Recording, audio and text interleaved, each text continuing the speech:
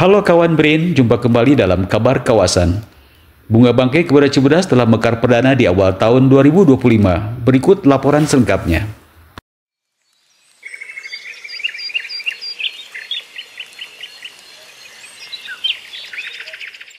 Bunga bangkai yang mekar saat ini merupakan koleksi Kebun Cibodas dengan nomor koleksi 76C. Dan mekar untuk yang ketiga kalinya setelah sebelumnya mekar pada 2015 dan 2019.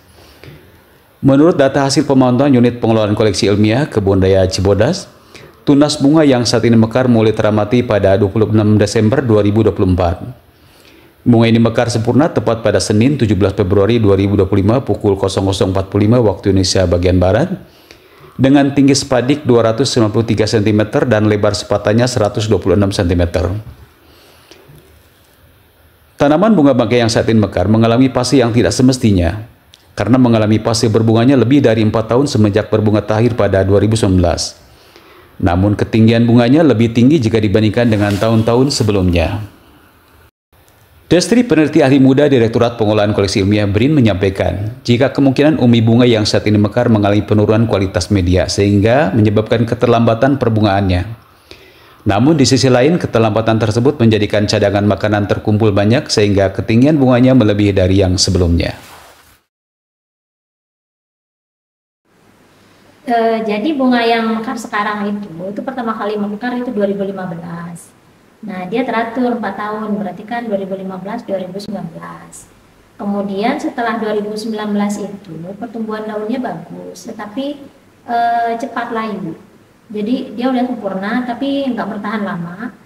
Tapi setelah itu dia tidak mengeluarkan bunga, dan harusnya memang ada bunga lagi 2023.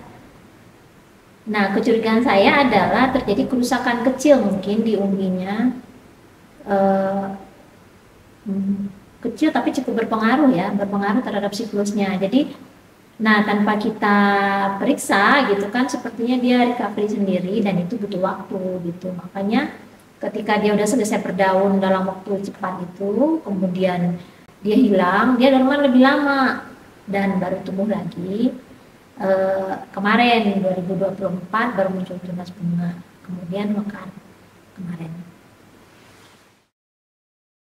Saat ini jumlah koleksi tanaman bunga bangkai yang ada di Kebun Raya Cibodas sebanyak 11 nomor spesimen.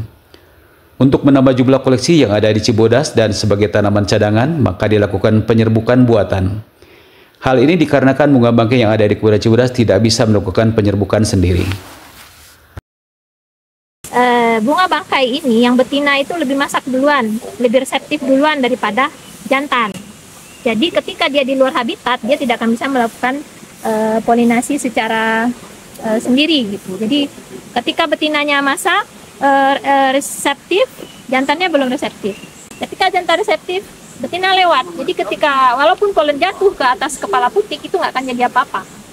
Kalau misalnya ini berhasil, maka tujuan sederhananya adalah yang tujuan yang kelihatan ya untuk pelestarian ya. Jadi kita punya bibit yang lebih banyak, kita punya stok tanaman gitu, kita bisa bertukar dengan tempat lain gitu. Karena salah satu untuk konservasi itu juga adalah menyebarkan gitu. Jadi dia bisa ada di mana-mana gitu.